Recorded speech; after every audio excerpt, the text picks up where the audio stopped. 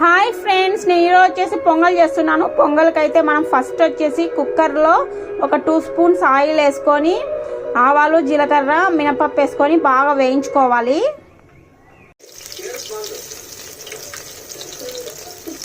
First వచ్చేసి మనం పచ్చిమిర్చి వేసుకొని వేయించుకోవాలి.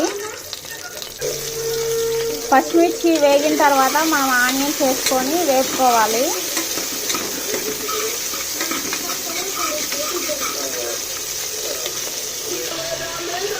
నెక్స్ట్ వచ్చేసి మనం టమోటాలు యాడ్ చేసుకొని బాగా మగ్గనివ్వాలి. దీంట్లోనే మనము సాల్ట్ యాడ్ చేసుకొని బాగా పచ్చివాసన పోయేంత వరకు బాగా వేపుకోవాలి.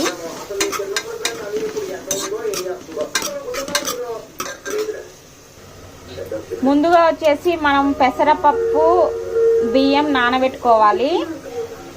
ఈ పొంగల్కి వచ్చేసి మనకు స్టోర్ బియ్యం అయితేనే చాలా బాగుంటుంది. మనకు ముక్కాలు వంతు బియ్యం తీసుకుంటే ఒక్క 100%లో 75% మనం రైస్ తీసుకోవాలి. 25% బియ్యం తీసుకొని నానబెట్టుకోవాలి. బియ్యము, పెసరపప్పు ఎంత బాగా నానితే అంత టేస్టీగా ఉంటుంది.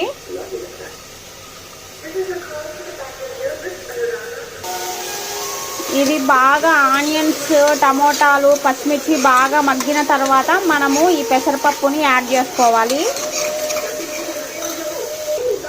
ఇలా పెసరపప్పు వేసుకొని బాగా మనం కలుపుకోవాలి. బాగా కలుపుకున్న తర్వాత ఒక గ్లాస్కి మనము 4 గ్లాసెస్ వాటర్ వేసుకోవాలి, లేదా 4.5 కూడా వేసుకోవచ్చు. బాగా మెత్తగా అవుతుంది. మన కుక్కర్ కెపాసిటీని బట్టి, ఈ కుక్కర్ అయితే నేను 3 విజిల్స్ రాణిస్తున్నాను. మ్యాక్సిమం 3 or 4 విజిల్స్ రాణిస్తే పొంగల్ అనేది రెడీ అయిపోతుంది. చూసారు కదా, ఇలా 4 గ్లాసెస్ ఆఫ్ వాటర్ వేసుకొని బాగా 3 విజిల్స్ వచ్చేంత వరకు కుక్కర్లో ఉడకనివ్వాలి.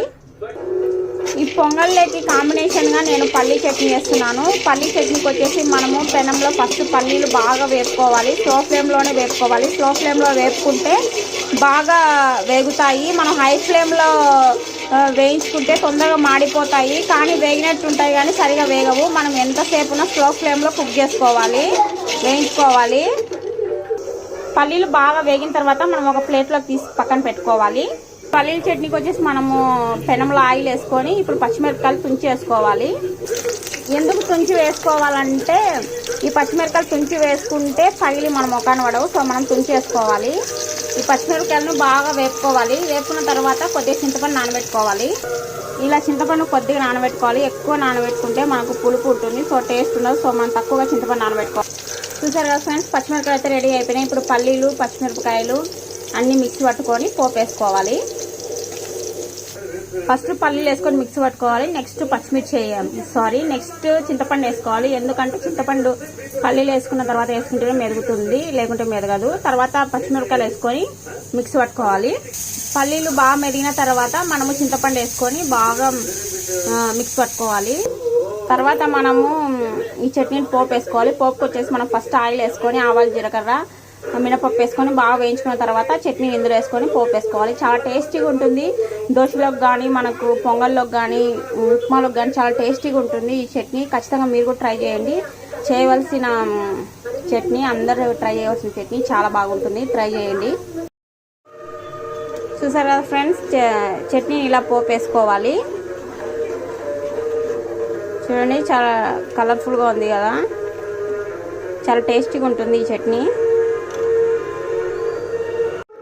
చూసారు కదా ఫ్రెండ్స్, పొంగలి బాగా ఉడికిన తర్వాత మనము ఒక తెడ్డు కర్ర కానీ లేకుంటే గరిటెతో కానీ బాగా మెత్తగా చేసుకోవాలి.